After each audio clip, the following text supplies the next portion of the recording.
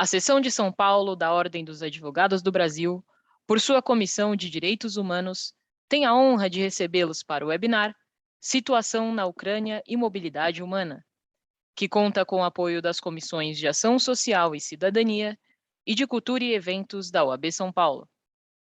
Este evento compactua com os Objetivos de Desenvolvimento Sustentável da ONU. Agradecemos e saudamos as autoridades que compõem essa mesa virtual, os participantes e todos aqueles que contribuíram com a campanha Volta às Aulas. Para conduzir a abertura oficial deste evento, anunciamos a doutora Carla Mustafa, membro da Comissão de Direitos Humanos da OAB São Paulo. Doutora, a palavra é sua.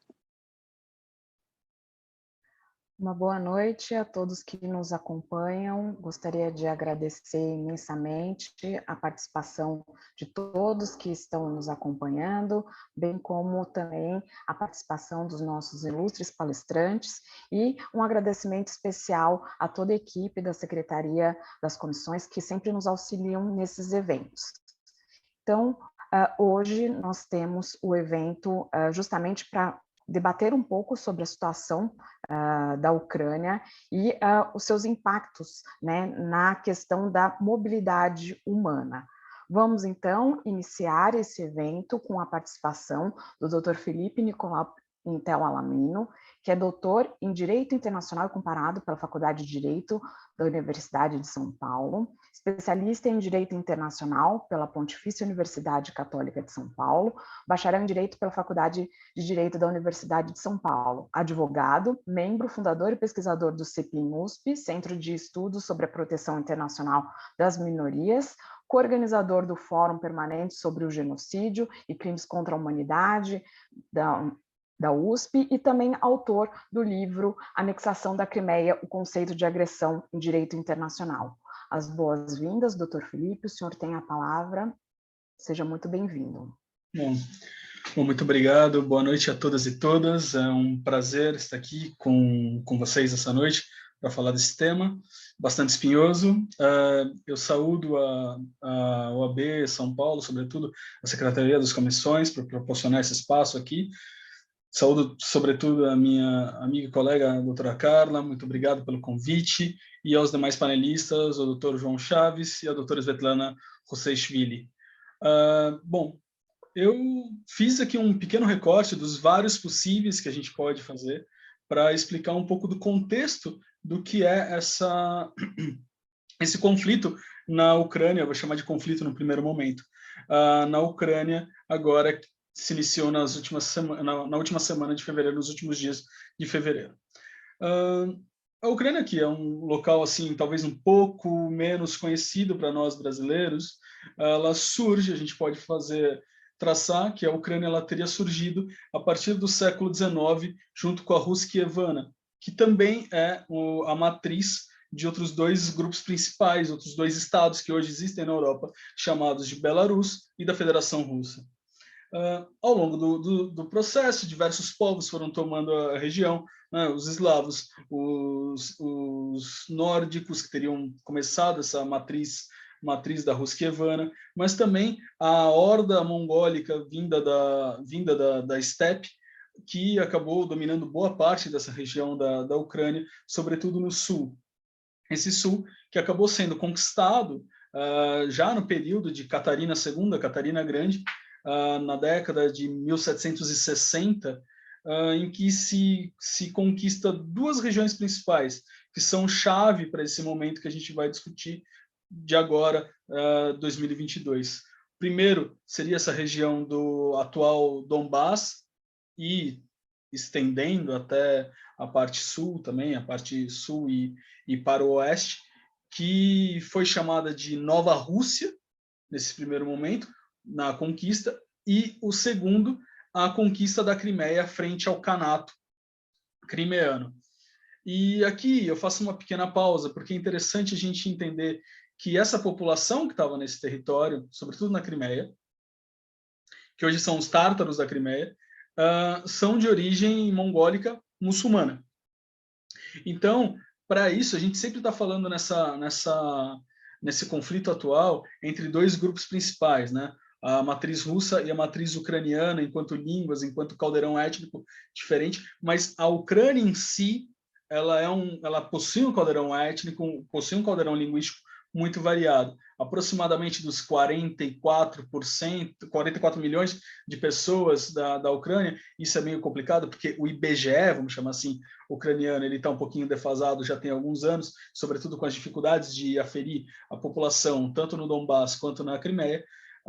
Desses 44, 80% seriam ucranianos, de idioma ucraniano, e 20% seriam outras minorias na Ucrânia. Dessas outras minorias, principal grupo seriam os russos. E aqui vale lembrar onde que esses russos eles se encontram nessa estado. Obviamente, na Ucrânia praticamente toda, mas a julgar que a Ucrânia, ao longo dos anos, né, na sua história, ela fez parte de diversos outros impérios, ela só chega a ser independente em 1991, com maior força, que é como a gente conhece, ficando boa parte do período dividida entre Império Russo e Império Austro-Húngaro, e depois na União Soviética, a população russa está dispersa no território ucraniano, mas ela tem grande concentração em dois principais pontos: a Crimeia e o Donbass. Nessas duas áreas, né, a Crimeia foi para colonização e no Donbass ela teve maior entrada desses russos por ser uma própria região mineira e depois industrializada, recebendo esse contingente russo na formação do território. E aqui a gente tem um pequeno problema, vamos chamar assim, da Ucrânia. A Constituição ucraniana, ela, além de ser unitária, ela considera só um idioma oficial, o ucraniano. E isso, em primeiro momento, poderia causar uma certa estranheza das pessoas. Poxa, mas com esse caldeirão étnico tão variado, com tantos povos, tantos idiomas dentro desse território, só um idioma oficial? Sim, isso causa essa estranheza, de fato, mas existe um processo jurídico. Na verdade, se fez uma política de idiomas na Ucrânia com uma lei própria em que se garantia que nas partes do Estado em que as minorias as minorias eram maiorias numericamente falando, ou seja, tinha um contingente muito grande de outros grupos, se garantia status de cooficialidade a outros idiomas. Isso ocorreu no Donbass e na Crimeia. A Crimeia chegando a, por exemplo, dois outros idiomas, além do ucraniano, terem status de cooficialidade. O russo, como a gente já espera, e o tártaro da Crimeia, que, apesar de tudo, pelo menos formalmente, se garantiu pós-anexação, que a gente já vai falar, a manutenção desse status de cooficialidade no processo da Crimeia após a sua anexação à Federação Russa. Finalmente, o que esse conflito de agora ele demonstrou nos primeiros momentos foi a desculpa para a entrada na Ucrânia do parte russa seria a proteção dessa minoria russa dos seus direitos. Tanto é que a gente vai ver daqui a pouquinho o instrumento retórico de usar o conceito de genocídio como uma das desculpas desse processo, tanto do reconhecimento dos separatistas da República Popular de Donetsk, quanto dos separatistas da República Popular de Lugansk, e também a entrada das tropas russas em território ucraniano. Mas é interessante que esse genocídio e esse desrespeito aos direitos da minoria russa, ela tem sido acompanhada ao longo dos anos pelo relator especial do Conselho da Europa. E o Conselho da Europa, aqui só fazendo uma breve explicação para lembrar vocês, o Conselho da Europa é diferente da União Europeia. Ela não é só aqueles países que a gente está acostumado, da zona do euro e mais alguns outros, mas países que são geograficamente europeus, ou seja, de Portugal até a Federação Russa. E esses relatores, né, porque são relatórios ao longo dos anos, aproximadamente a cada 5 anos há um relatório novo, têm mostrado insistentemente que a população russa ela não sofre uma ameaça ao seu idioma e à sua cultura. Até acontece o contrário. Dadas os problemas para outros grupos minoritários na Ucrânia, como, por exemplo, os alemães do Mar Negro, ou os gregos, que tem uma colônia muito grande em Mariúpol, ou os caraítas e os tártaros da Crimeia, eles acabam perdendo seu espaço linguístico, por exemplo, para esses outros grupos. Para esses outros grupos, não, desculpa, para o próprio russo, que acaba sendo a língua franca que os une dentro do Estado ucraniano. Então, essa desculpa que se gerou nesse primeiro momento de, olha, nós temos um tratamento diferente para essas populações russas na Ucrânia, tem se mostrado, pelo menos nos documentos levantados por uma relatoria independente, como não verdadeiros. E toda essa ideia, ela muda a partir de 2013. Né? Todo esse movimento ele ganha força a partir de 2013. Por quê? Em 2013, depois de uma série o século XXI foi um pouco conflitante na Ucrânia. A Revolução Laranja, no começo dos anos 2000, e a partir de 2013, nós temos a Euromaidan, movimento dentro de Kiev com relação a uma escolha da população. Se seria uma visão mais ocidental ou seria uma visão pró-Federação Russa. E aqui nós temos em jogo duas formas de encarar, basicamente, resumido, muito resumido, de encarar o mundo. União Europeia e OTAN de um lado, União Econômica Euroasiática e Organização do Tratado de Segurança Coletiva de outro. A União Europeia tem como sua contrapartida a União Econômica Euroasiática, encabeçada pela Federação Russa. A OTAN tem como contrapartida a Organização do Tratado de Segurança Coletiva, organizada pela Federação Russa. E nesse momento começa a quebra institucional ucraniana. O leste, a região do Donbás, há esse movimento separatista que já existia há muito tempo, uma vez que tanto o Donbás quanto a Crimeia, à época da independência da Ucrânia, em 91, já tinha a porcentagem de votos um pouco abaixo do que a média nacional, pela independência, por se separar da União Soviética, por assim dizer. Então, esses movimentos eles ganharam força a partir de 2013, sempre voltados para a Federação Russa, para a Rússia. Em 2013 estoura a guerra com o Donbás, e em 2014, nos primeiros meses, há a declaração unilateral de independência na Crimeia e a anexação dessa pela Federação Russa. Desde esse momento da guerra no leste, no final de 2013, começo de 2014, e a anexação da Crimeia, já temos um forte número de deslocados internos na Ucrânia, tanto da região de conflito ao leste, mas também um dado que muitas vezes a gente esquece, da própria Crimeia.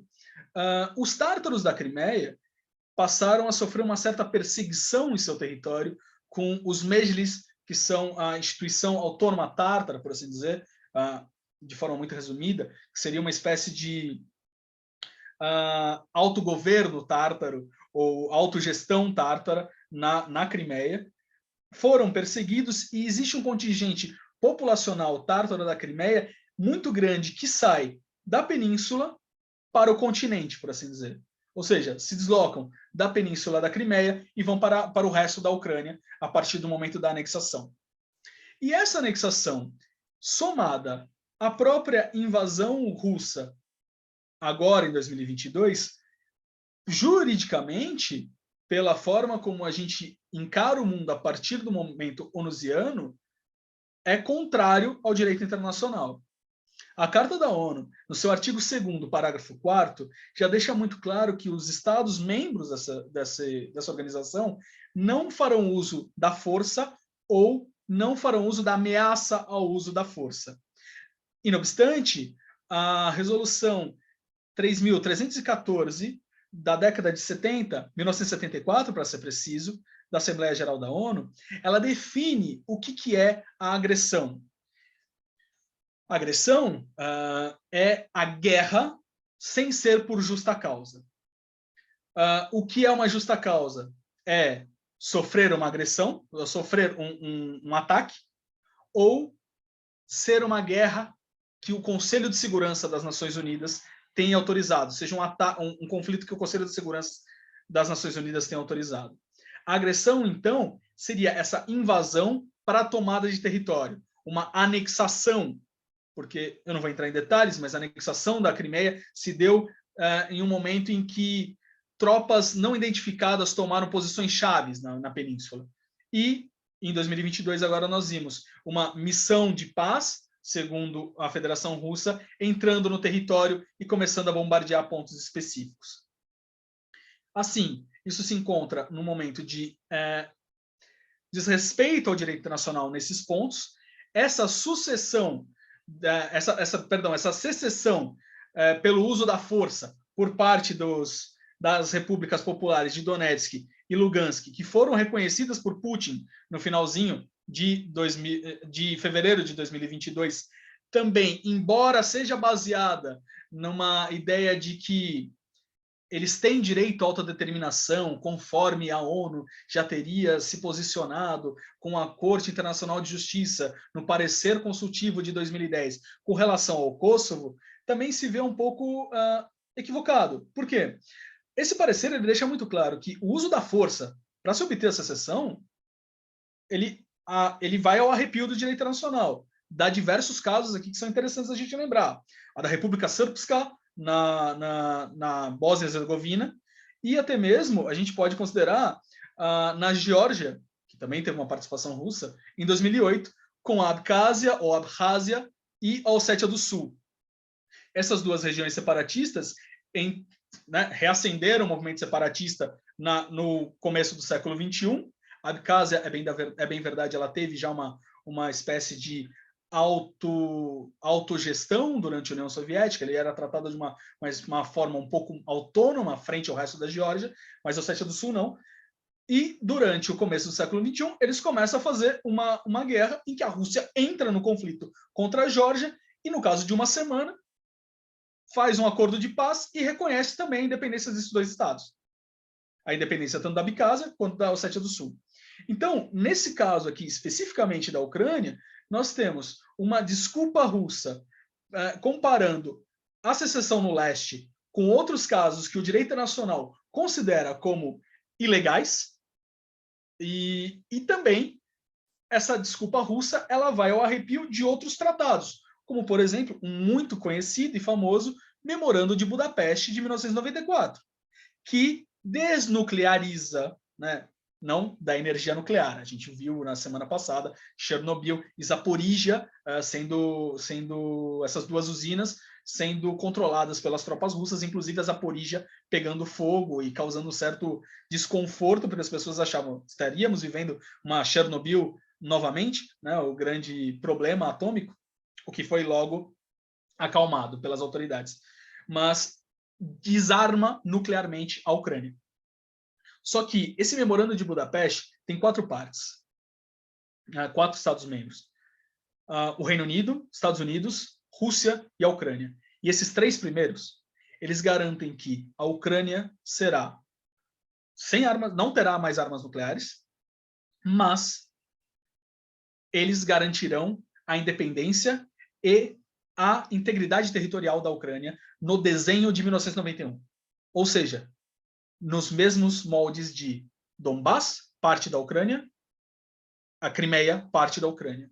Então, é uma série de fatores que a Rússia acaba atropelando, por assim dizer, indo contra o direito internacional e faz esse conflito que já tem...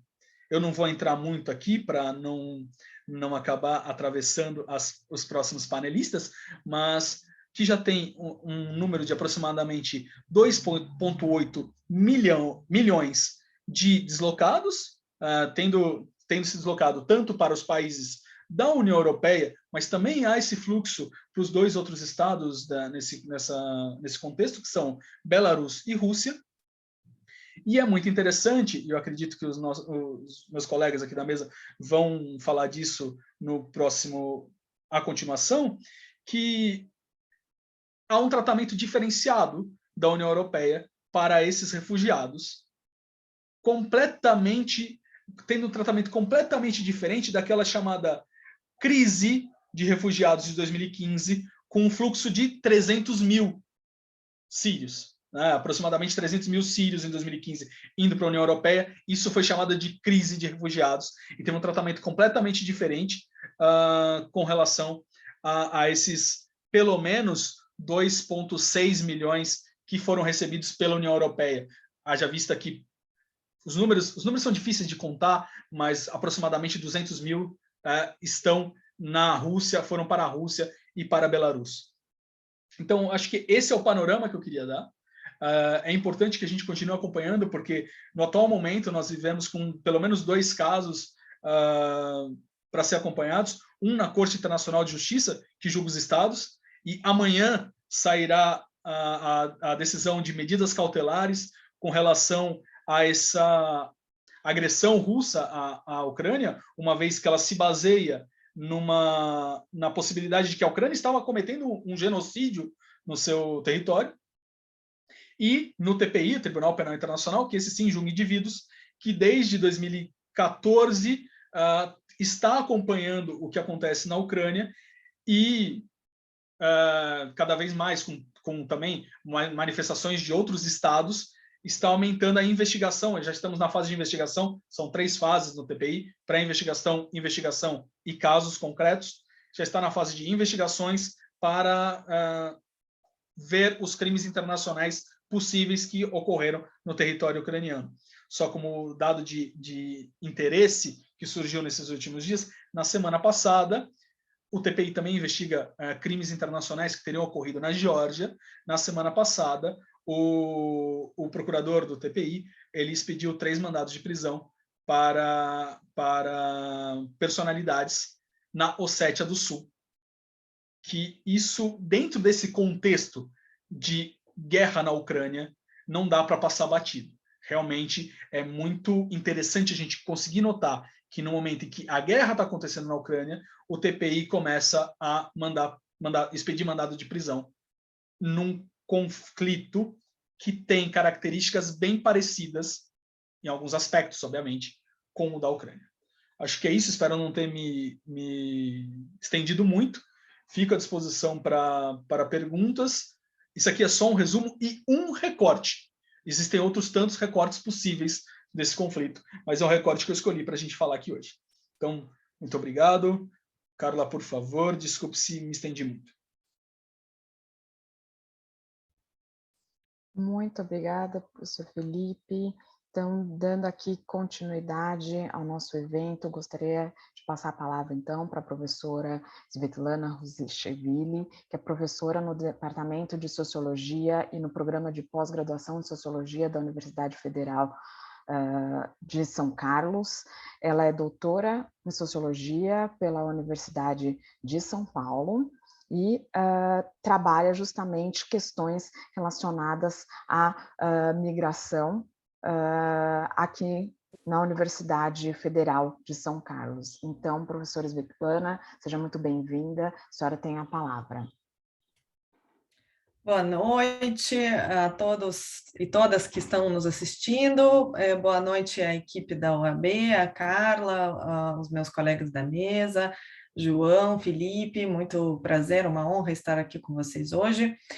Agradeço também, Felipe, pela excelente introdução, né, um recorte assim, histórico e pela lente das relações internacionais, extremamente importante, muito preciso, né? A gente tem ainda, né, eu vejo pouco conhecimento no Brasil sobre essa região tão remota, né, tão difícil, historicamente também muito complexa, né? Então foi muito esclarecedora a fala do professor Felipe.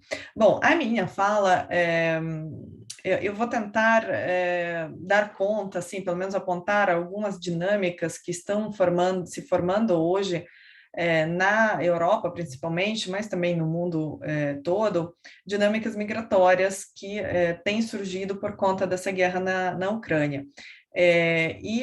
Eu vou tentar mostrar que, apesar da gente ter muito mais conhecimento sobre a dinâmica migratória, né, dos refugiados da guerra na Ucrânia, os ucranianos que estão fugindo hoje para a Europa. E eu acredito que a gente também tem que prestar atenção no outro fluxo que tem se formado, que é o fluxo dos imigrados da Rússia e da Belarus.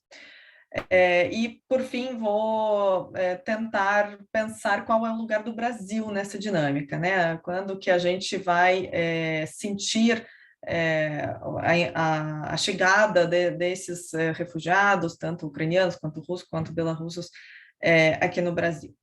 Bom, então, como vocês sabem, né, o Acnur, a Agência da ONU para Refugiados, tem alimentado uma página com os dados sobre as pessoas deslocadas pela guerra na Ucrânia. Acabei de entrar aqui no site porque ele está sendo atualizado a todo momento, e hoje nós temos, né, nesse momento agora, nós temos 3 milhões já de ucranianos refugiados de guerra, principalmente na Europa, mas não só, né? Também tem um número muito menor, o Acnur estima em 140 mil pessoas que estão se direcionando para a Federação Russa, e um pequeno número de pessoas para a Belarus.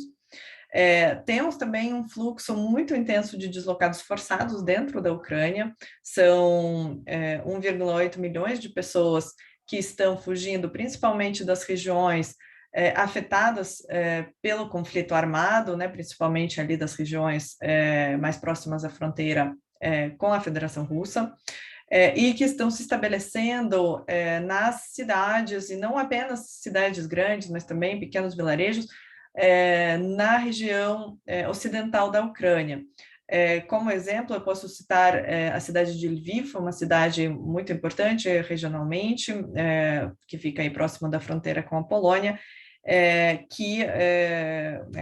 cujas autoridades já destacaram que existe 200 mil, pelo menos, né, 200 mil pessoas deslocadas internamente, residindo na cidade, o que corresponde a 1/4 da população habitual da cidade, né? Então, temos aqui esses dois fluxos importantes das pessoas dentro da Ucrânia e atravessando a fronteira, né, se tornando refugiados na Europa, e temos também um perfil muito delimitado desses refugiados, porque as autoridades ucranianas proibiram a saída do país dos homens de 18 a 60 anos de idade, pensando que esses homens deveriam se alistar no exército. Então, o perfil que tem se formado dos refugiados ucranianos é um perfil feminino.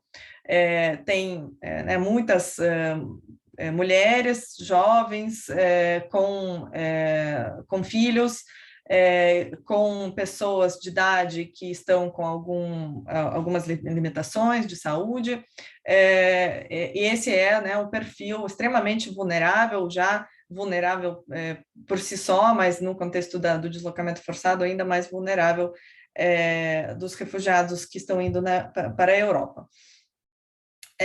Como que a Europa tem recebido os refugiados ucranianos, né? A gente já viu algumas reportagens sobre um tratamento de fato diferenciado que os refugiados ucranianos têm recebido na Europa.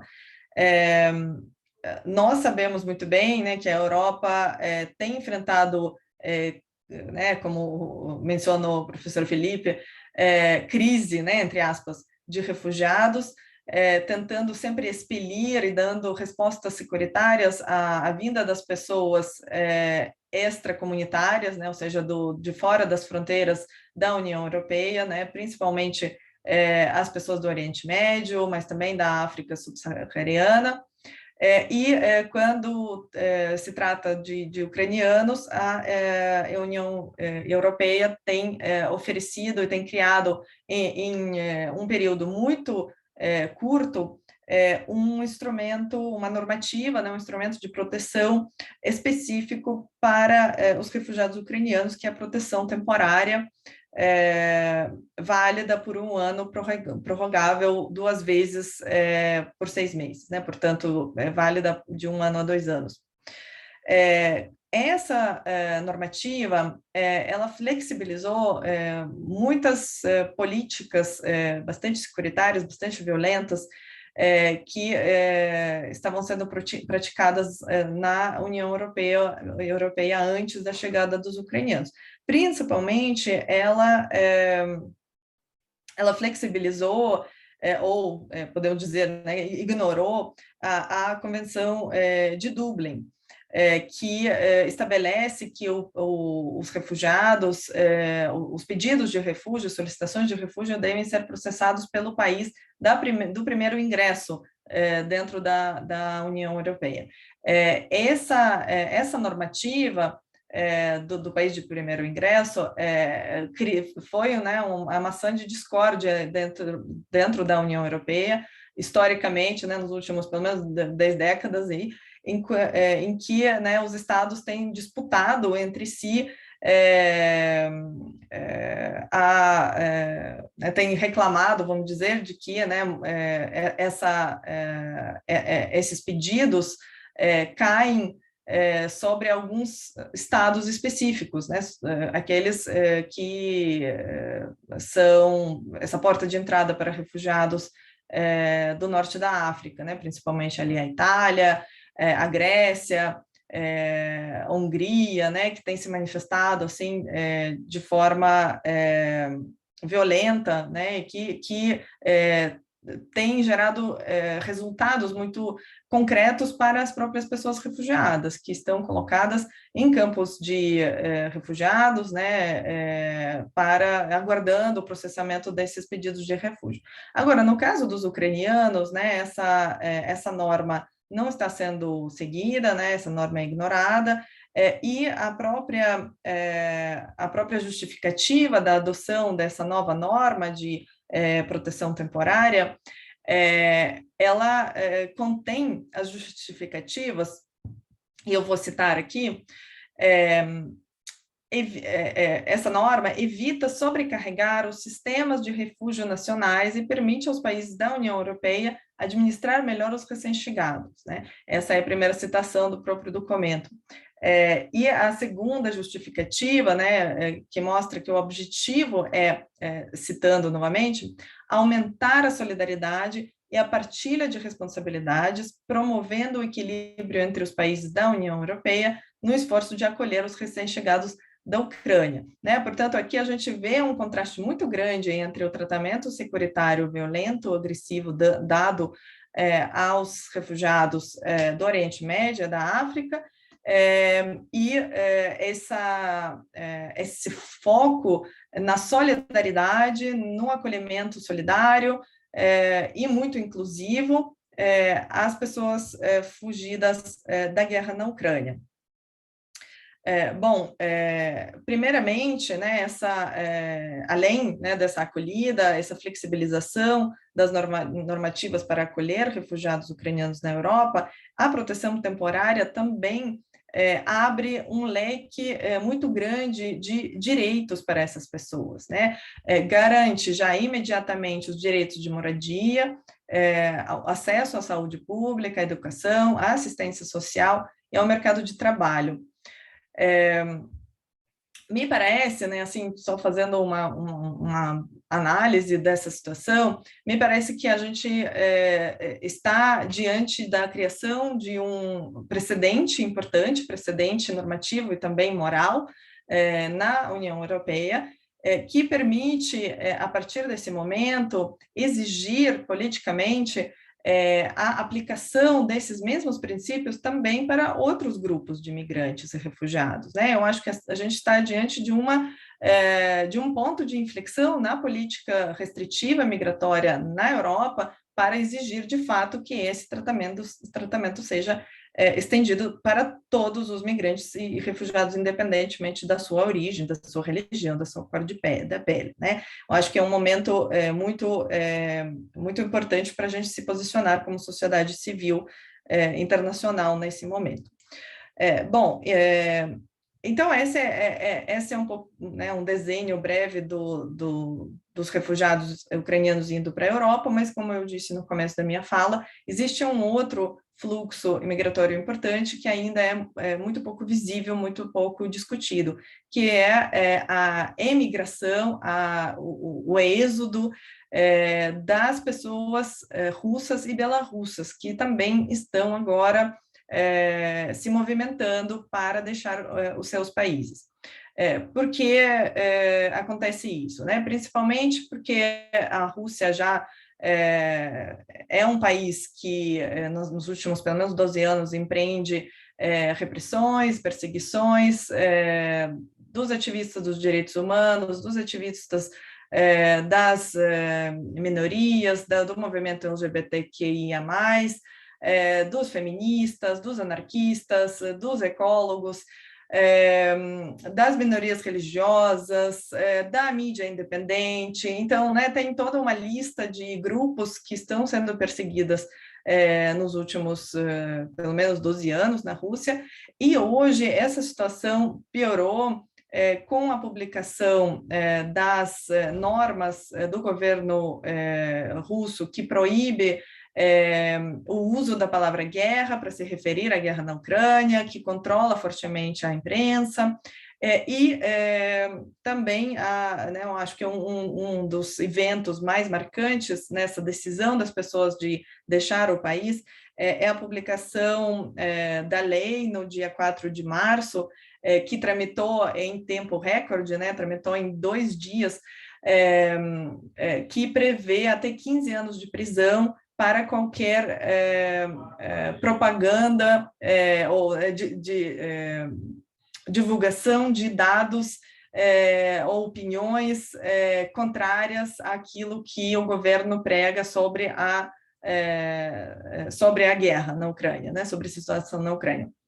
No contexto autoritário em que a Rússia se encontra hoje, essa lei foi lida pela sociedade civil, principalmente por ativistas anti-guerra, como uma ameaça direta de perseguições, de criminalização de qualquer manifestação contra a guerra. Portanto, a partir dessa normativa, muitos setores da sociedade russa começaram a se mobilizar para encontrar maneiras de deixar o país.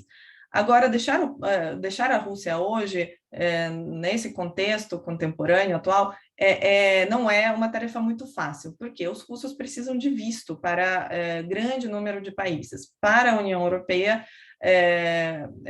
para o espaço Schengen, os russos precisam de vistos, enquanto muitos países do espaço Schengen da União Europeia como tal restringiram a emissão de vistos para os cidadãos russos. Então, né, além disso, né, a Europa fechou a comunicação aérea com a Rússia, então não existem mais voos diretos que possam levar os cidadãos russos para o Ocidente. Então, os russos começam a procurar outras vias para deixar o seu país com urgência, né? Portanto, procurando países em que ainda não precisam de visto de entrada. E esses países são principalmente as ex-repúblicas soviéticas, a Geórgia, a Armênia e também Quirguistão, que é um dos países que mais atraiu nas últimas 2 semanas cidadãos russos. A Geórgia relatou cerca de 20 mil russos hoje, lembrando, né, que a Geórgia é um país com cerca de 5 milhões de habitantes, se não me engano, 3 milhões de habitantes. A Armênia, as autoridades armênias relataram 6 mil chegadas diárias de russos, e Quirguistão, né, tem poucos dados, não consegui encontrar dados muito precisos, mas a imprensa quirguiz também já tem se manifestado sobre esse influxo de russos no país.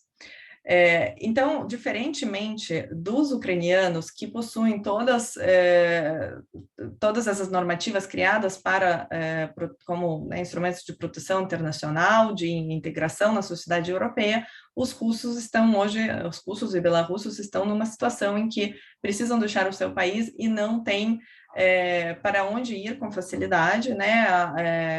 Na Geórgia, eles estão recebendo tratamento bastante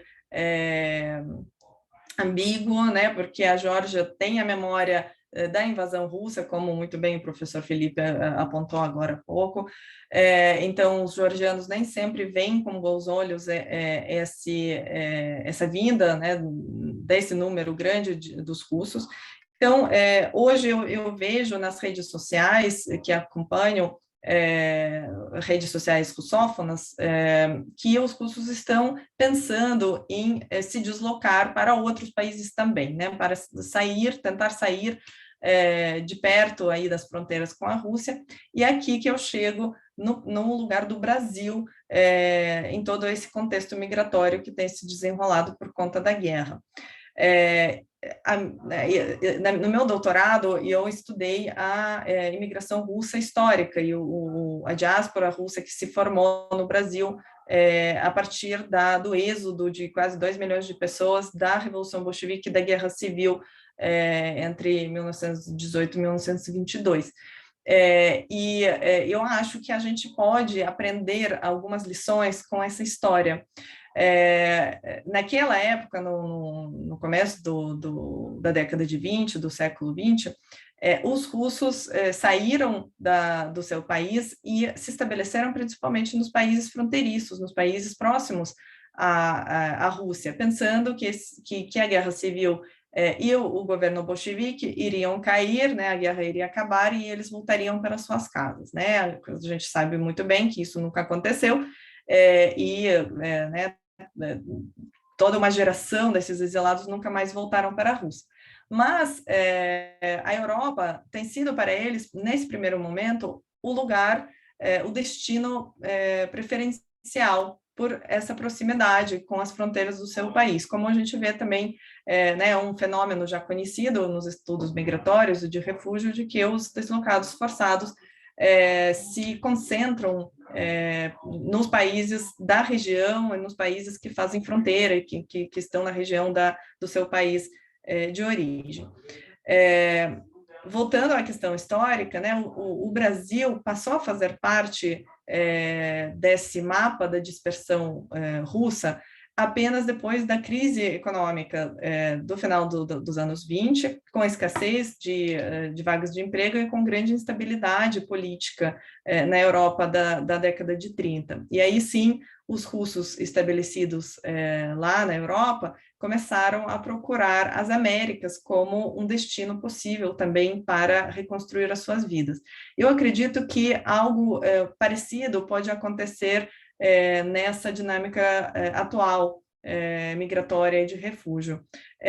Então, para os russos que estão nessa dificuldade de encontrar um país para ficar, o Brasil tem surgido, o Brasil e a Argentina, os dois países importantes da América Latina, que não exigem visto de entrada para os turistas russos. Esses dois países têm surgido como um destino possível para se estabelecer até o regime de Putin cair, né, até a guerra acabar, até essa situação se resolver.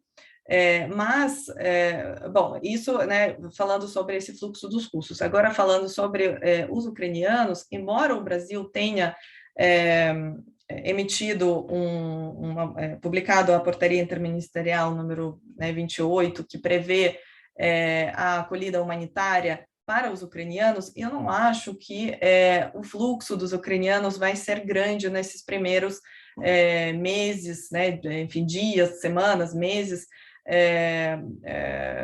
da guerra. Por quê? Porque os ucranianos estão muito bem acolhidos, de fato, né, recebem todo tipo de privilégio aí na Europa, e dificilmente a gente vai ver um fluxo grande dessas pessoas vindo para o Brasil, a não ser que a guerra dure mais ainda e a situação na Europa piore, né, para eles.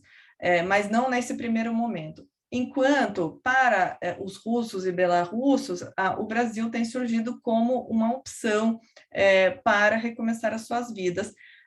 E nesse mesmo momento em que a gente vê na prática, né, que o Brasil deveria se preparar para a chegada dos russos e dos belarussos que estão fugindo das perseguições, o Brasil não possui nenhum tipo de instrumento de regularização migratória para essas pessoas.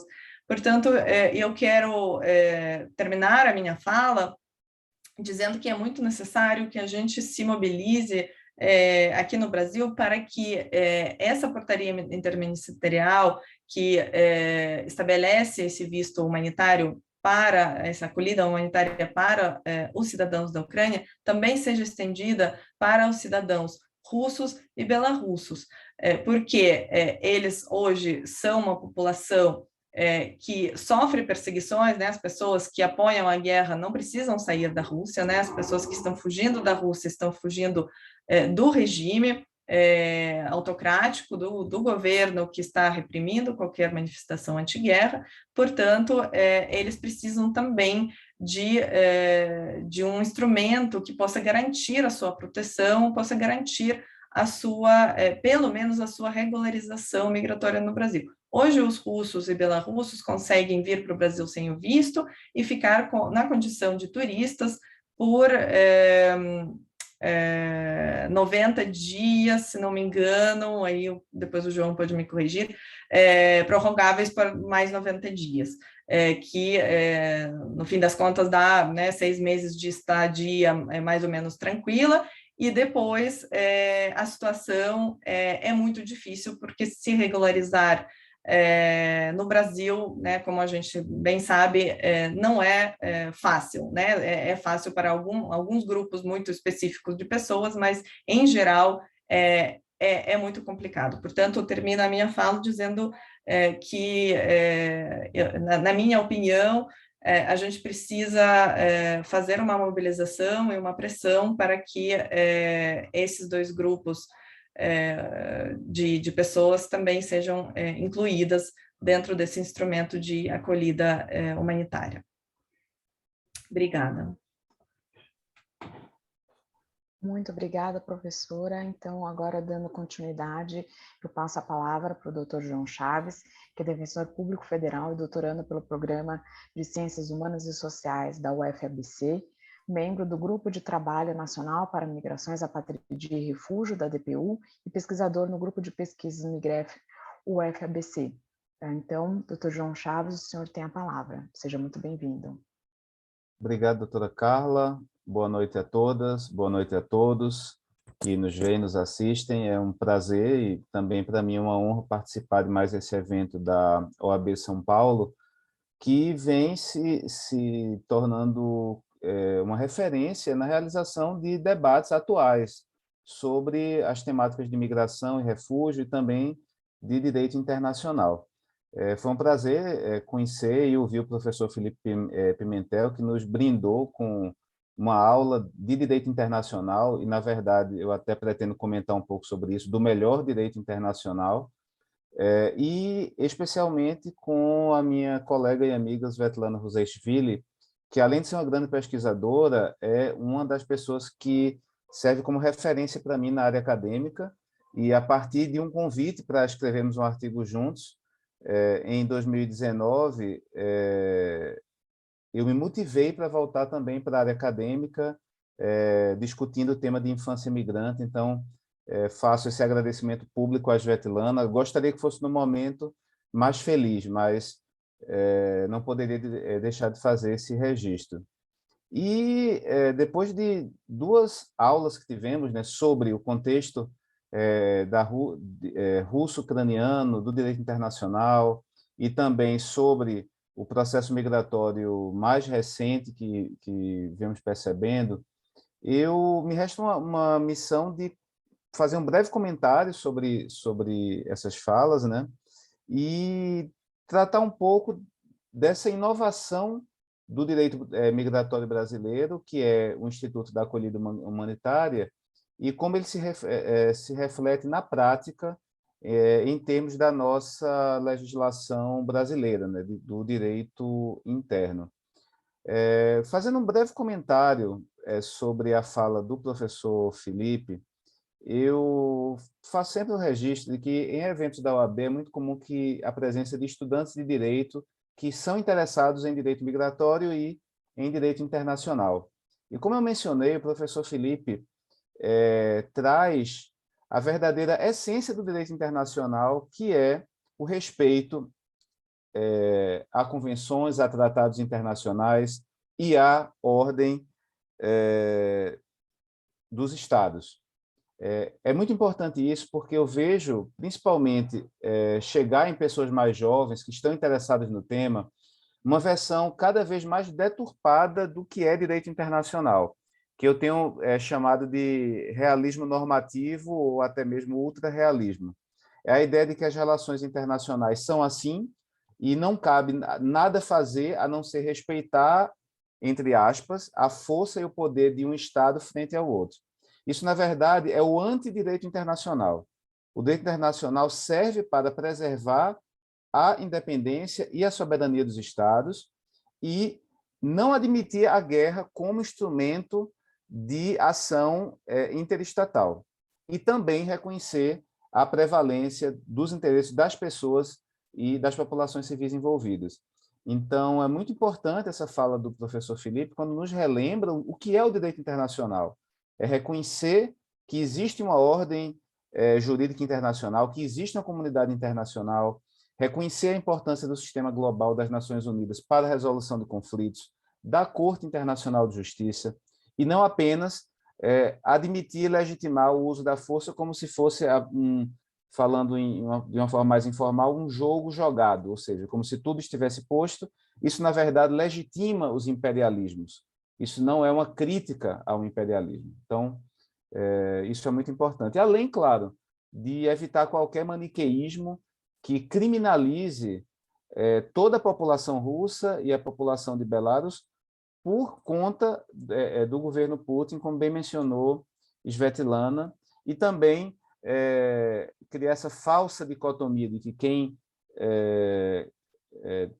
critica a invasão russa estaria defendendo a OTAN, e não em definitivo, esse o ponto. Então, isso eu achei muito interessante. E falando da situação migratória, Svetlana mencionou bem o impacto que houve, principalmente nesse grande afluxo de pessoas migrantes em situação de refúgio que sai da Ucrânia a partir do dia 24 de fevereiro. Né? Os cálculos do Acnud tratam de 3 milhões de pessoas, e é uma contagem que vai crescendo. Com isso, já temos um fluxo migratório de pessoas refugiadas que vai se aproximando de fluxos muito grandes e também recentes do século XXI, como foi o caso da migração síria e da migração forçada venezuelana, especialmente na América do Sul. E também faço apenas um registro de que a Ucrânia já vinha passando por um processo de intensificação da sua migração, especialmente com migrantes econômicos na Europa. Então, isso nos leva a pensar que, mesmo que haja o fim da guerra, mesmo que haja uma solução diplomática, esse impacto vai acarretar em anos de prejuízo a essas populações que foram envolvidas, seja em situação de refúgio, seja no eventual retorno, e vai mexer completamente o tabuleiro da migração intra-regional na Europa. Agora, nós teremos de considerar a população ucraniana dentro do cenário e cada vez mais ter em conta que as populações elas saem, mas elas não são, apesar da gente falar tanto em fluxo, em canais, etc., elas não são um objeto, elas não são um líquido que você joga de um lado, depois você desvira e joga do outro. Essas pessoas têm desejos, têm interesses, têm relações pessoais, têm relações econômicas e vão precisar ser consideradas daqui para frente. E a Diretiva de Proteção Temporária um tema que realmente me impressionou. Ela já existe desde 2001 no quadro normativo da União Europeia e nunca havia sido aplicada. Então, nós temos aí um instrumento, e é um instrumento que está disponível em português, já que o português é idioma oficial da União Europeia, para as situações que Svetlana bem mencionou, que seria o afluxo maciço de pessoas, um interesse numa resposta rápida, ou seja, ela também vem no interesse dos Estados, e um terceiro elemento que é bem interessante, que nós podemos retomar para pensar o caso brasileiro. Ela é prevista para situações em que o sistema de refúgio é incapaz de dar uma resposta eficiente pelo alto volume de pessoas envolvidas. Então, essa diretiva, ela pode ser considerada uma forma alternativa de proteção, mas eu chamaria a atenção para não confundir com o conceito que já é estabelecido na área de direito internacional dos refugiados da proteção complementar ou subsidiária. A União Europeia tem uma diretiva específica para isso, que é a diretiva de qualificação, que é um pouco mais antiga e estabelece que a proteção internacional é dividida entre refúgio e proteção subsidiária para hipóteses não abrangidas pelo refúgio. Há um livro clássico da Jane McAdam em que ela discute esse tema, ainda na década de 90, e o que fica evidente é que a solução encontrada pela União Europeia não está nesse marco. Ela está dentro do marco comunitário, o que também nos leva a colocar mais uma peça nesse tabuleiro para trazer a discussão em breve para a situação do Brasil. Alguns detalhes, né, que eu acho importante salientar: essa diretiva ela estabelece o marco temporal do dia 24 de fevereiro, ou seja, há necessidade de prova de que as pessoas residiam, são nacionais ucranianos e residiam na Ucrânia, ou estavam na Ucrânia com alguma forma de proteção internacional e saíram do país após essa data. Ela não abrange todas as pessoas de nacionalidade ucraniana, por mais que os estados sejam, pela diretiva, né, e por todo o trabalho que foi feito de construção política, encorajados a ampliar essas proteções dentro dos seus marcos domésticos, para ir além do que prevê a diretiva. Eu sugiro muito, nesse momento, o acompanhamento da própria Comissão Europeia.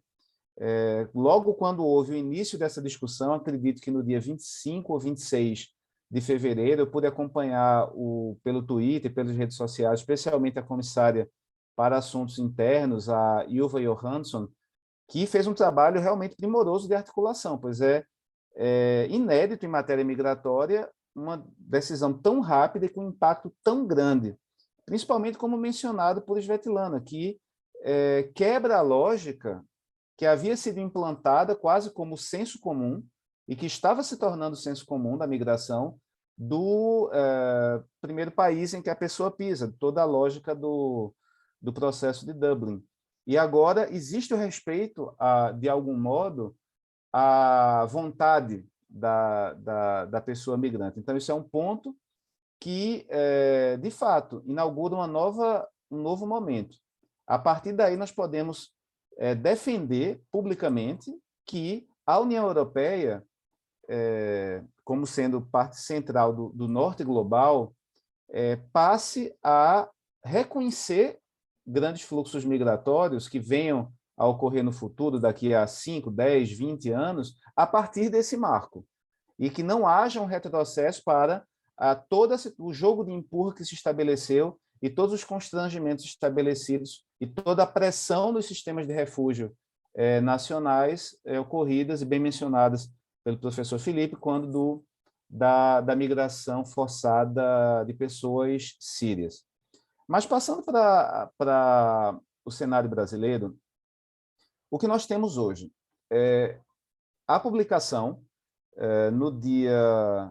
Deixe-me ver para não errar.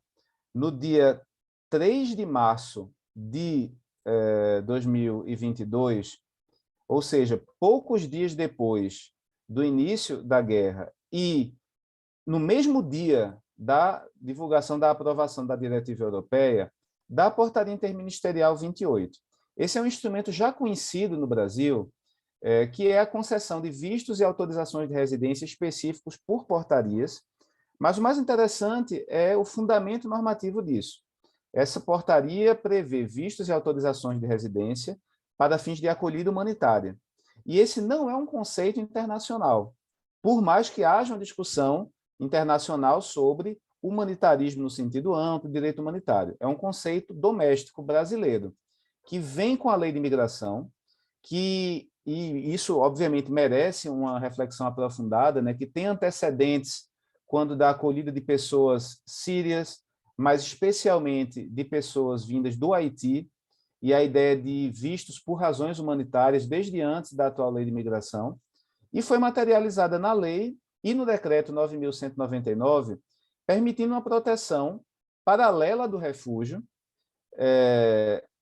para situações de instabilidade institucional grave ou iminente, conflito armado, calamidade de grande proporção, desastre ambiental e violação grave aos direitos humanos ou ao direito internacional humanitário. Então, me parece evidente que a situação justificaria a publicação da portaria humanitária. Lendo o texto, né, o texto é de fácil acesso por todos os meios, né, publicado no Diário Oficial, se percebe a concessão de visto acolhido e autorização de residência para nacionais ucranianos ou apátridas afetados ou deslocados pela situação do conflito armado. De plano, já me aparece a situação colocada por Svetlana. Não se pensou em diversas outras populações afetadas. Vamos começar de menor expressão numérica. Pessoas em situação de migração irregular ou solicitantes de refúgio da própria Ucrânia, que não estão beneficiadas pela diretiva da União Europeia. Essas pessoas, em tese, podem ser devolvidas a seus países de origem. Eu penso, por exemplo, a situação de alguém da Burkina Faso, do Mali. Pode haver essa situação, apesar de ser muito minoritária. Mas não se pensou, em definitivo, na situação de nacionais russos e bielorrussos atingidos, seja na Ucrânia, seja na Rússia, não pela guerra, mas, como Svetlana bem colocou, por questões políticas, tanto do governo Lukashenko em Belarus, como na Rússia pelo governo Putin. E isso já é um ponto de preocupação. Algo que deveria ser humanitário, como o nome diz, a acolhida humanitária, parece ter ocupado, nesse momento, uma espécie de papel político das relações internacionais do Brasil. O Brasil tem uma situação bastante ambígua entre sua diplomacia profissional e sua diplomacia presidencial. Todos conhecem os fatos, né? Nem é necessário recapitular. Tem uma posição da sua diplomacia presidencial profissional, né, representada pelo Itamaraty e pela missão do Brasil na ONU, que segue a tradição diplomática brasileira, e, ao mesmo tempo, a aparente pressão econômica por tudo que envolve fornecimento de insumos, fertilizantes, etc., também uma discussão bem conhecida. Então, dá a impressão de que o Brasil joga com a acolhida humanitária de um modo bem mais diplomático, no sentido de, não exatamente da diplomacia, mas bem mais estratégico de propaganda, de dizer que está fazendo algo, que está envolvido ou vinculado de algum modo a uma resposta em favor da população ucraniana, do que exatamente pensando em termos de governança migratória. Veja que eu não estou criticando a acolhida humanitária, eu estou apenas pontuando que talvez ela não faça parte de uma discussão de governança migratória. Isso é um tema que a gente tem que ter em mente. Além disso, ela tem uma situação paradoxal. Se divulgou muito o visto de acolhida humanitária para pessoas que não precisam de visto para chegar no Brasil. Elas podem vir e são dispensadas de visto. Então, não há necessidade de requerer esse visto para acolhida humanitária. E um ponto que deve ser percebido também, tanto nacionais de Belarus como da Rússia também não têm essa necessidade, né? Isso pode ser observado também no próprio quadro geral de regimes de vistos, que está disponível no site do Ministério das Relações Exteriores, mas isso gera uma situação bem bizarra, eu diria, é que não faz sentido uma pessoa requerer esse visto. E isso eu posso dizer não só por ser uma burocracia a mais, mas pelo histórico da acolhida humanitária no Brasil. Por quê? Esse instituto, quando foi criado na Lei de Imigração, não tinha a determinação prévia de como seria aplicado. Mas o que se percebeu, principalmente a partir de 2018, foi uma espécie de consenso governamental de que a acolhida humanitária seria um instituto nacionalizado, concedido para nacionalidades específicas. A primeira nacionalidade, haitianos, depois nacionais da Síria, depois em 2019, que já eram beneficiados em 2020, que já eram beneficiados em grande medida por solicitações de refúgio, né, reconhecimento do próprio CONARE. Em 2021, Afeganistão e agora Ucrânia. Então, já é um instituto vinculado a nacionalidades específicas. E a experiência nos mostra que esses vistos têm sido de quase impossível obtenção em larga escala. E eu posso dar apenas exemplos. Primeiro, pessoas do Haiti. É praticamente impossível obter um agendamento na Embaixada Brasileira em Porto Príncipe. E há uma previsão de encerramento dessa possibilidade em 30 de abril. Então, já é um tema bem grave, né, e bem iminente. No caso da Síria, a embaixada em Damasco não emite esse visto, só emite visto para reunião familiar, e a embaixada em Beirute tem uma emissão limitadíssima, a ponto de, em 2021, só serem emitidos 7 vistos dessa natureza. No caso do Afeganistão, há um regime parecido com o previsto na portaria para nacionais da Ucrânia, ao estabelecer vários postos consulares possíveis. E o que se percebeu, além de algumas questões iniciais de ruídos de comunicação, hoje, os 2 principais postos consulares de requerimento, que são Islamabad e Teherã, a pessoa leva até 6 meses para ser entrevistada e ter o visto. Então, não faz sentido pensar nisso como uma solução. O mais importante, a meu ver, seria garantir fluxos adequados no Brasil para beneficiar, como o Svetlana bem colocou, a acolhida humanitária para toda a população envolvida, o que abrangeria também nacionais de Belarus e da Rússia, ou ainda o fortalecimento do sistema de refúgio. E, por fim, eu sei que eu me excedi um pouco no tempo, já fechando, queria mencionar um ponto que eu sempre falo, né?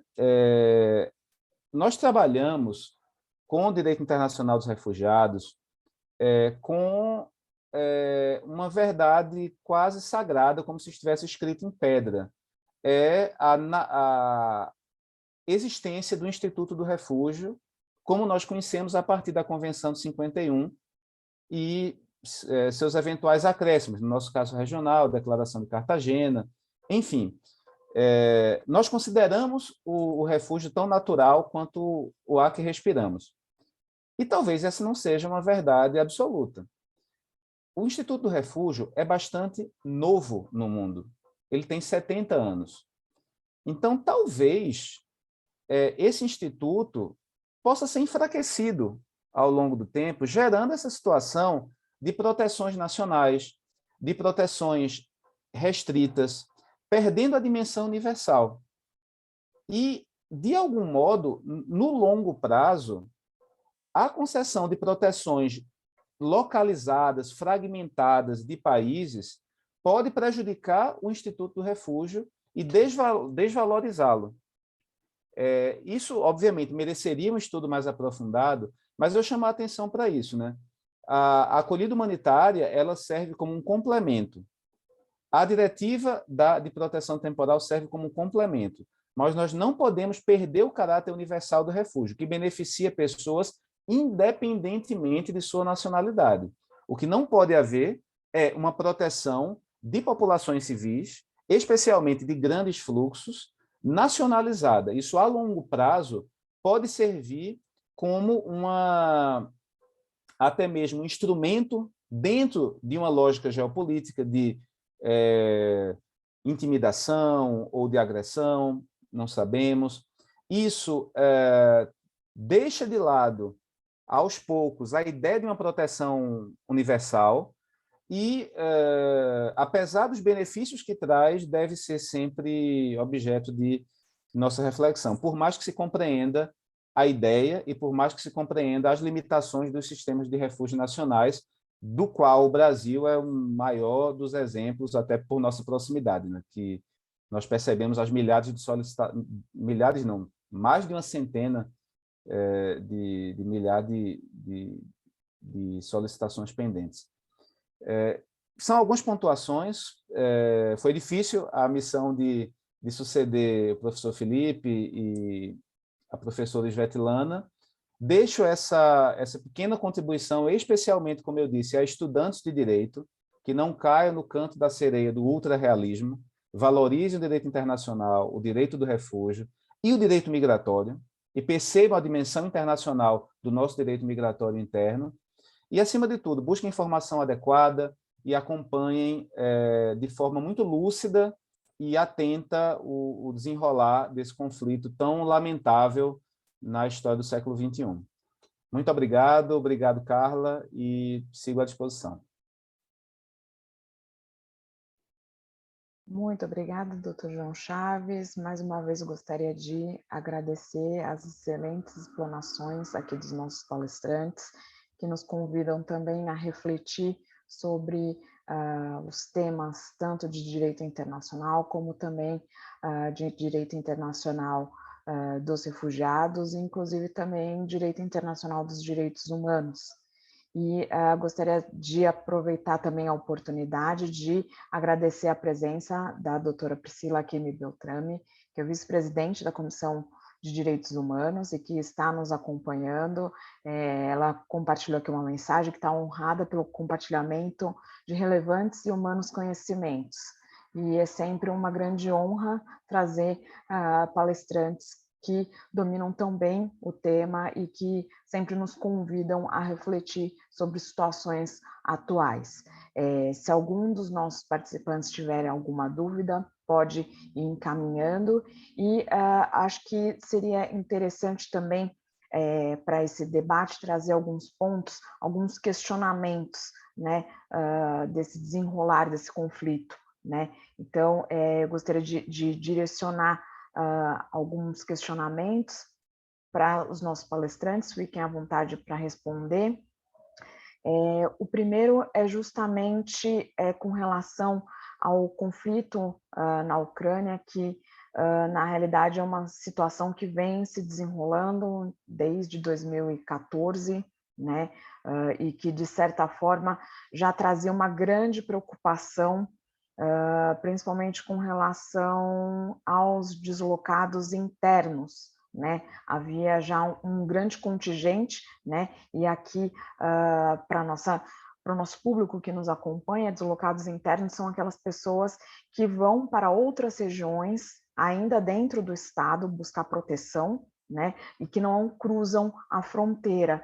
Então, esse é um questionamento, né? Nós não temos uma normativa, né, ou alguma proteção internacional com relação aos deslocados internos, e nessas situações de conflito, e principalmente de conflito prolongado, a gente percebe um impacto, né, muito grande desse fluxo de pessoas que não chega a cruzar as fronteiras, ainda está no território nacional, mas mesmo assim com muito receio do que pode acontecer. Então, gostaria de ouvi-los a respeito, né, dessa questão dos deslocados internos, né, também com relação ao próprio conflito em si, né, há diversas normas, né, que regem o direito humanitário, e ultimamente nós temos percebido algumas notícias muito alarmantes de ataques a áreas residenciais e que tem uma alta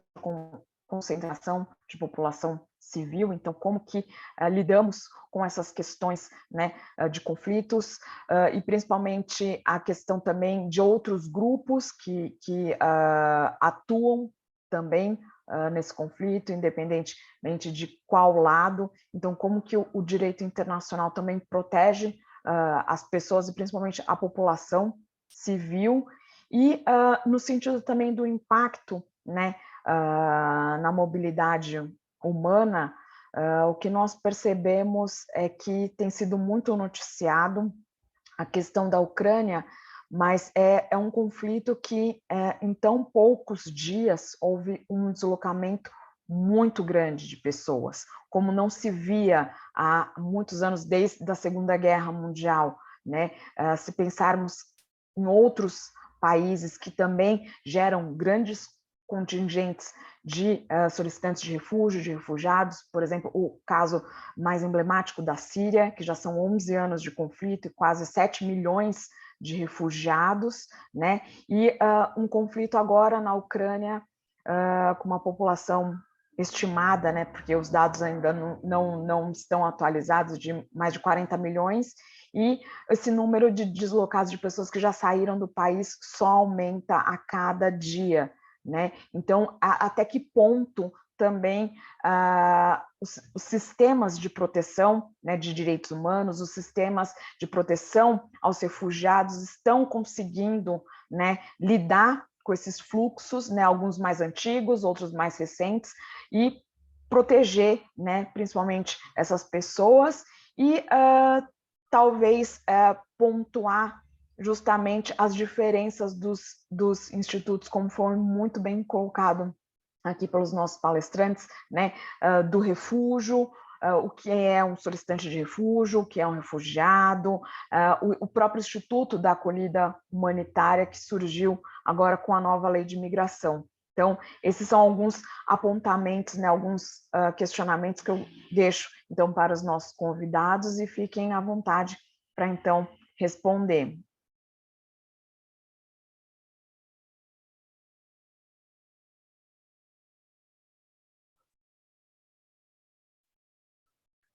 Bom, então, se não se opõe, eu começo falando um pouquinho disso que a Carla acabou de perguntar com relação à guerra em si. Bom, primeiro, a guerra também gera deslocados internos, a gente sabe disso. Eles estão indo cada vez mais, como a professora Svetlana colocou, para a parte ocidental da Ucrânia. E isso eu vou deixar para os nossos outros panelistas comentarem, caso eles queiram. Eu acho que a parte mais interessante é a gente analisar aqui o que você colocou, Carla, sobre o direito humanitário, a proteção aos não combatentes durante o conflito, e eu acho que isso deve ser analisado num viés duplo, não só dos não combatentes, como também dos combatentes. Infelizmente, numa guerra, a gente não tem lado de bandidos e mocinhos em matéria de crimes internacionais. Todos os envolvidos estão passíveis de cometerem crimes internacionais, infelizmente, e há alguns casos que são sinalizados e que devem ser investigados. Com relação ao bombardeio a áreas civis, nós temos duas formas de encarar esse bombardeio e duas formas de analisar. Toda sobre a ótica do crime de guerra envolvendo esses civis.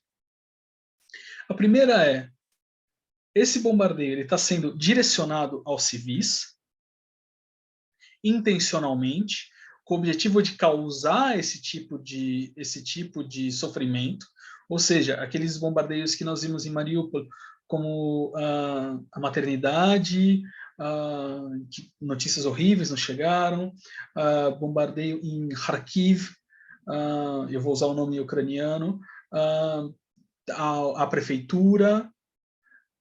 Esses foram intencionalmente a população civil ou foram acidentes? Claro, acidentes, isso vai precisar ser feito uma investigação para mensurar e considerar se é um crime de guerra ou não. Além disso, nós tivemos também já nos corredores humanitários, ou ainda naquele momento, era uma tentativa de formar um corredor humanitário, porque as partes ainda não tinham entrado em acordo, em que, bom, correu pela mídia ocidental muito aquela família que acabou sendo morta com um ataque por, acredito que, morteiro. Outro ponto que a gente pode ver na mesma situação, e isso também na Guerra no Leste, é o uso de território, né? O uso de área civil para se fazer uma ofensiva, né? Uma espécie de, sem o consentimento e sem nem a percepção dos civis, está usando os civis de uma certa forma de proteção para esse ataque, para o uso desse lançamento de mísseis. Isso, os relatores especiais, ao longo dos anos, afirmaram que era corrente no Donbass, né? As tropas separatistas se utilizavam de mecanismos de fazer ataques dentro de áreas residenciais, por assim dizer, de áreas civis, para que, se fossem contra-atacados, a gente acaba sabendo o que acontece, né? Existem essas baixas de civis junto com baixas militares. Então, tudo isso deve ser analisado, porque um ataque à população civil é um crime de guerra, se for deliberado, perfeito. Mas um ataque à população civil porque está respondendo a um ataque que é utilizado com esses civis funcionando como um escudo humanitário, por assim dizer, né? Uma espécie de uma arma de ataque entre uma população civil, é um outro crime de guerra, que é a instrumentalização dos civis para se proteger na guerra. Então, são crimes de guerra próximos, mas distantes nesse ano. E é aqui que a investigação, infelizmente, ela só vai acontecer pós-conflitos. Elas não podem ser resolvidas ali. O que acontece durante os conflitos é o trabalho da Cruz Vermelha e de outras organizações para tentar mitigar os efeitos. Eu acho que... Bom, a pergunta foi um pouco extensa e eu não lembro de todas as partes agora, então eu queria só também aumentar nesse tabuleiro aqui das dificuldades, que é uma questão que a gente às vezes não vê, porque não é diretamente ligado ao conflito, mas é a questão da insegurança alimentar em outros países, o que pode gerar novos fluxos no futuro de refugiados ou deslocados. Para a gente ter uma noção da importância desses dois estados, né? A Ucrânia, sobretudo, que por anos e ao longo da história era reconhecido como celeiro europeu, né? Alguns dados só aqui para a gente falar. A Rússia e a Ucrânia juntas, elas correspondem a 29% do trigo global exportado. A Rússia é a primeira em trigo, a Ucrânia é a quinta. Juntas, elas compõem 19% do milho e 80% do óleo de girassol, todos em matéria de exportação. E, como é uma fatia grande do mercado como essa, vai gerar impacto em segurança alimentar em outros países. E quais países estamos falando? O Brasil, que importa boa parte do seu trigo da Argentina? Não necessariamente, é uma subida de preços muito provável, commodities, volatilidade do mercado. Mas nos países da África, sobretudo, como, por exemplo, o Egito, cujo consumo de trigo, 50% de todo o consumo de trigo no Egito vem da Rússia, vem da Federação Russa. Além disso, 30% de todos os grãos consumidos no Egito vem da Ucrânia. Por enquanto, ainda há um abastecimento, haja vista que essa guerra não completou um mês.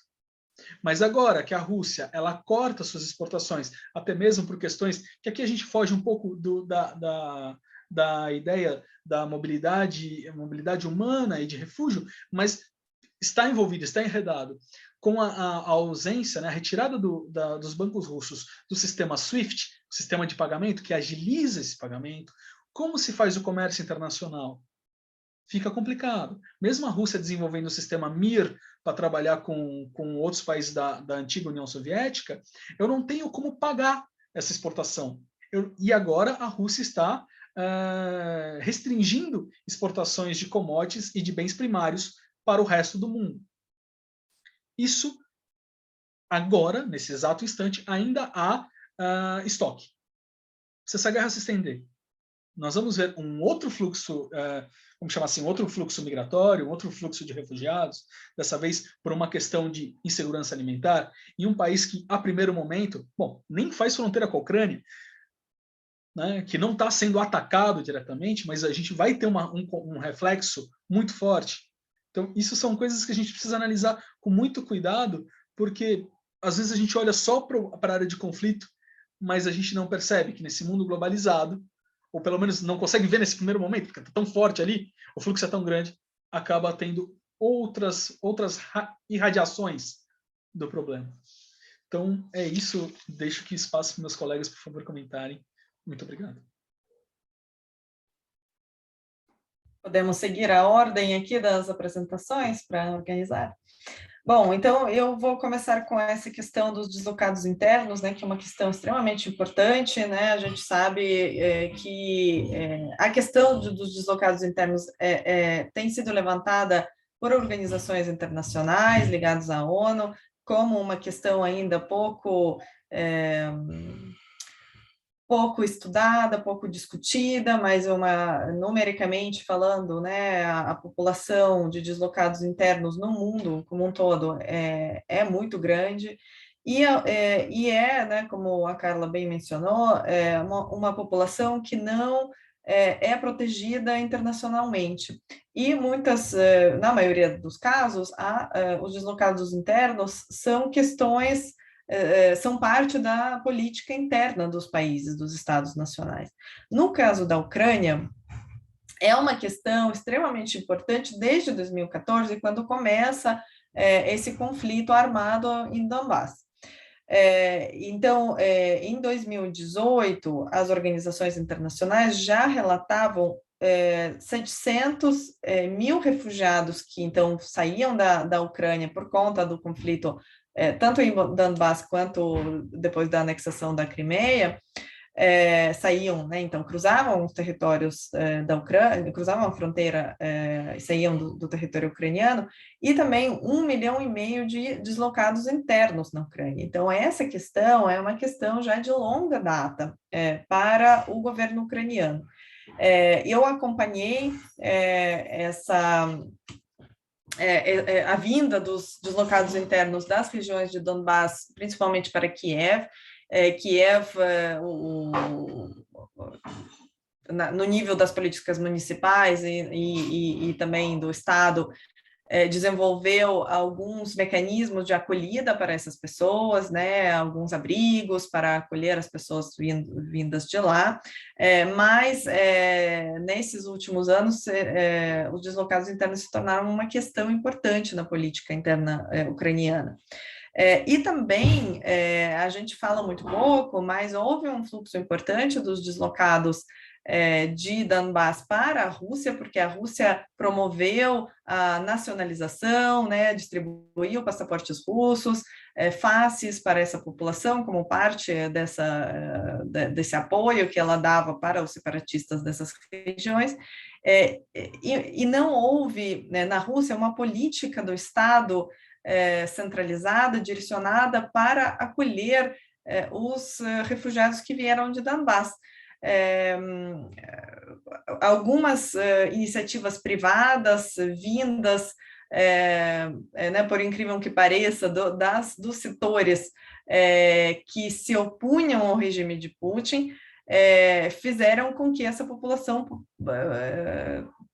tenha tido algum tipo de apoio, mas eram apoios muito ligados a essa iniciativa de movimentos sociais, iniciativa privada, mas, na verdade, esses refugiados de Donbás que iam para a Ucrânia eram nacionalizados russos e depois largados à própria sorte, né?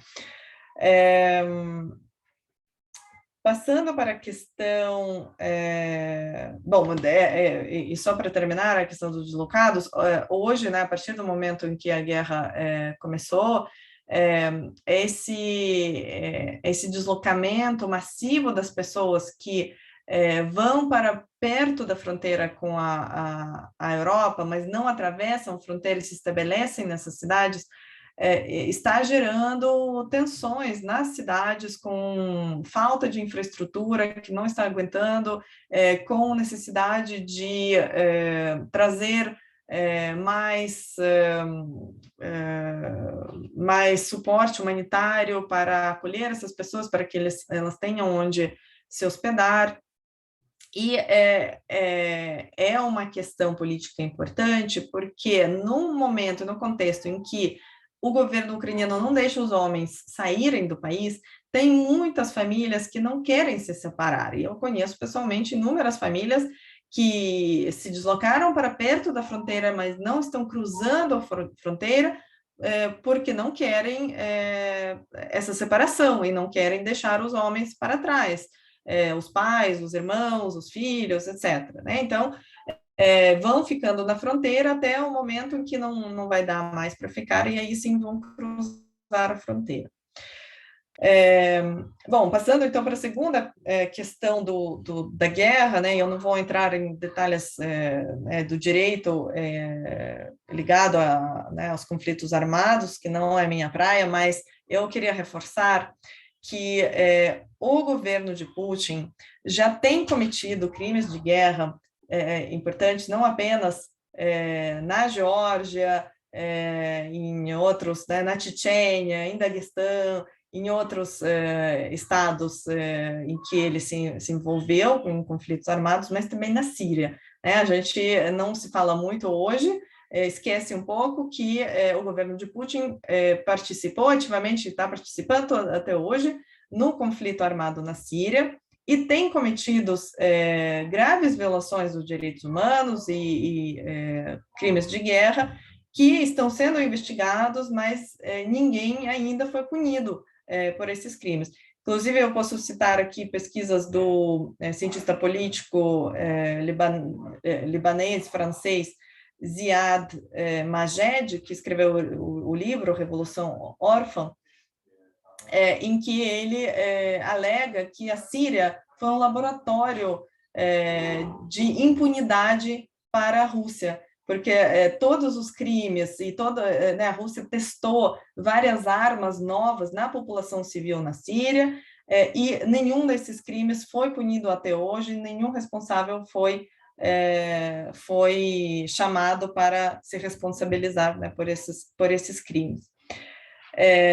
E, por fim, né, essa questão levantada por Carla e o João também mencionou, a questão do Instituto de Proteção, né, os vários institutos paralelos de proteção que têm surgido.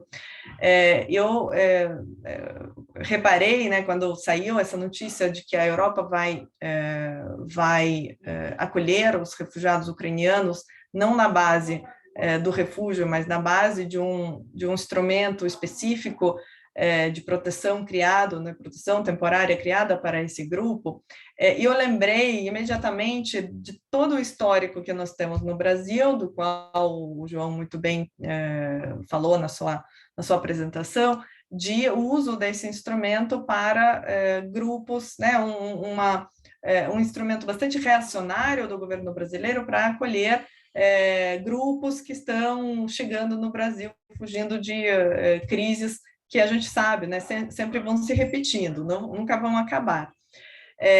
E me parece que estamos, de fato, diante de um problema.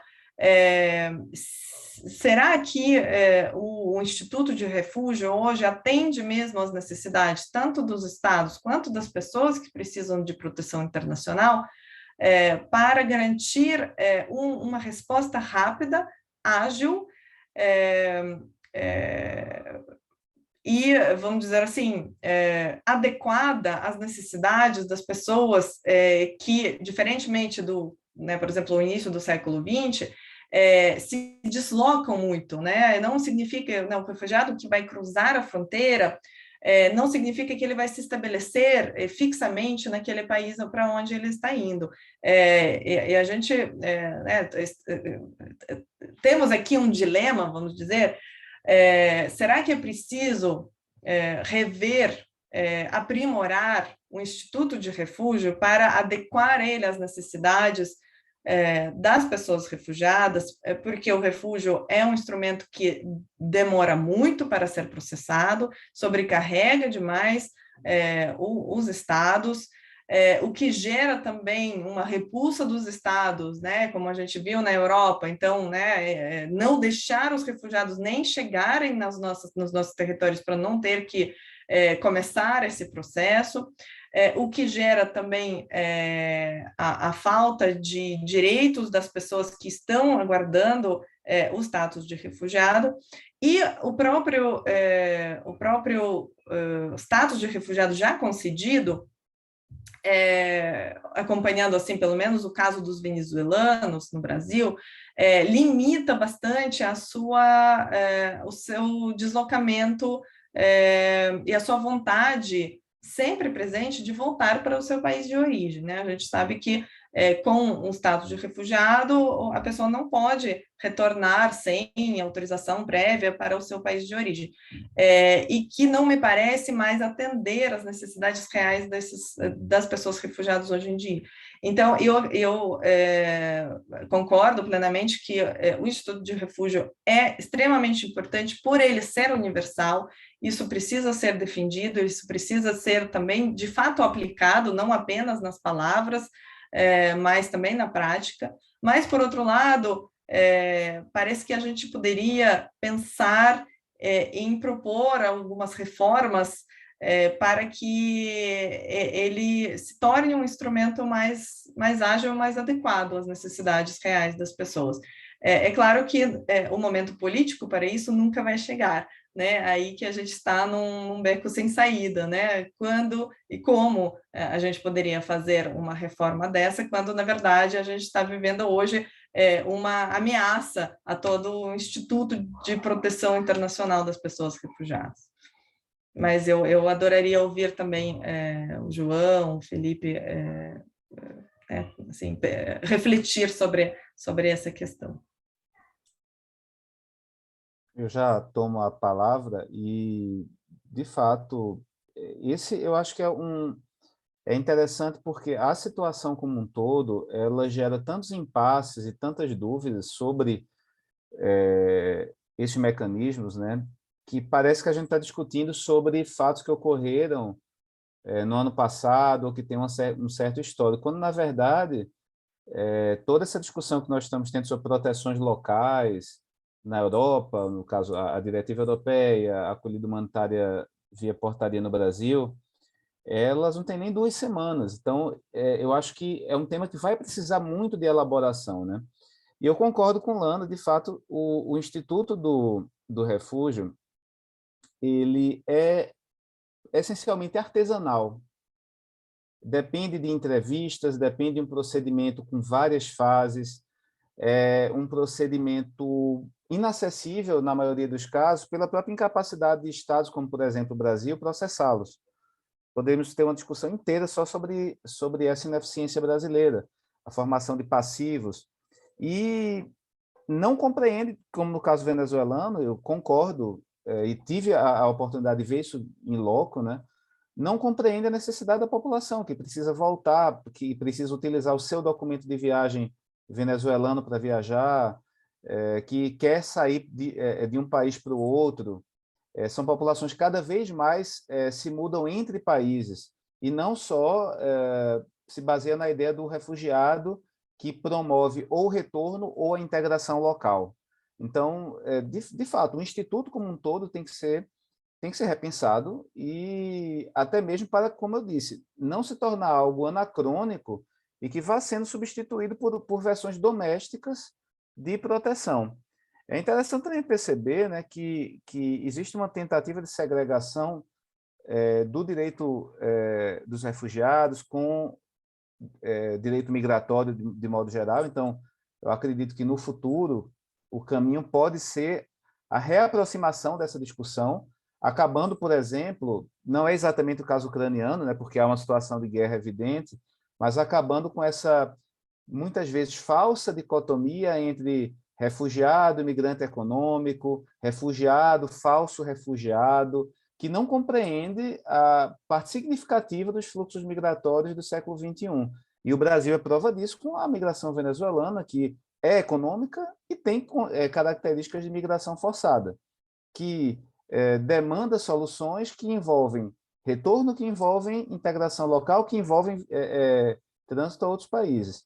E um ponto que me parece muito importante, que aí, infelizmente, a gente não vai conseguir debater, que é o dos recortes por gênero, os recortes por raça, o recorte da infância, que para mim é muito caro, né?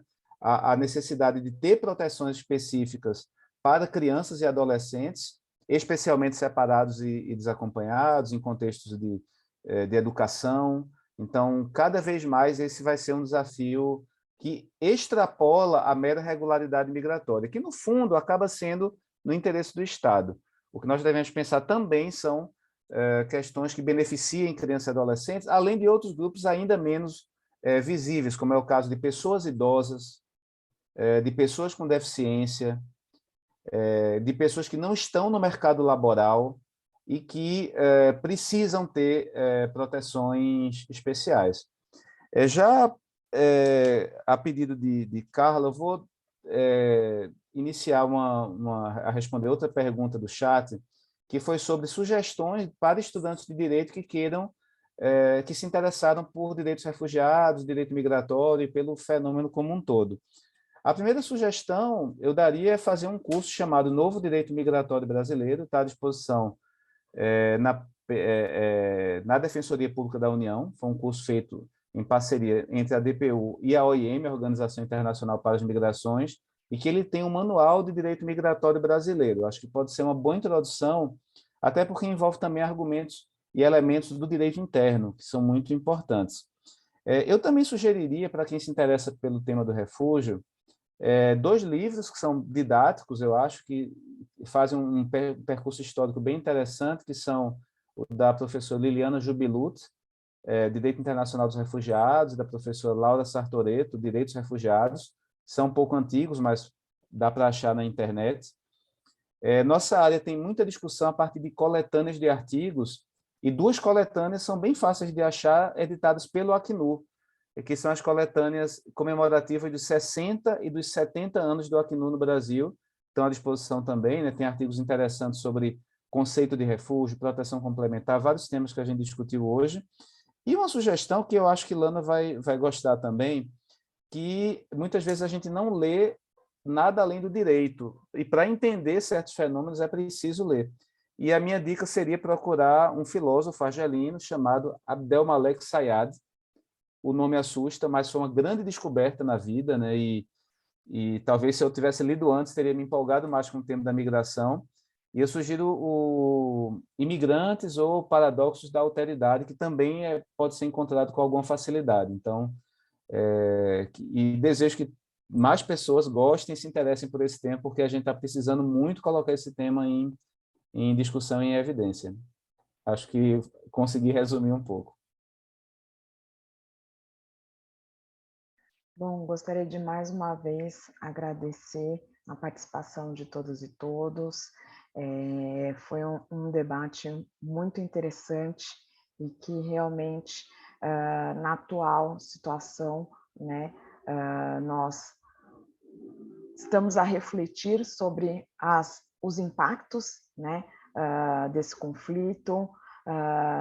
Nesse evento, nós trouxemos esse recorte principalmente voltado para a mobilidade humana, mas sabemos que há outros desdobramentos. Então, gostaria de agradecer mais uma vez a disponibilidade do professor Felipe Alamino, da professora Svetlana, do Dr. João Chaves, que trazem diferentes visões, né, mas que convergem justamente para a proteção dos deslocados, né, ou de pessoas em deslocamento, e esse conflito provavelmente vai ter um impacto gigantesco nas questões de políticas migratórias, de uma revisão de políticas migratórias que sejam mais acolhedoras, né, diferentemente do que nós observávamos há alguns anos, e também, obviamente, aqui no Brasil, esperamos que isso reflita de uma maneira positiva, né, de repensar alguns institutos, de repensar algumas normativas com relação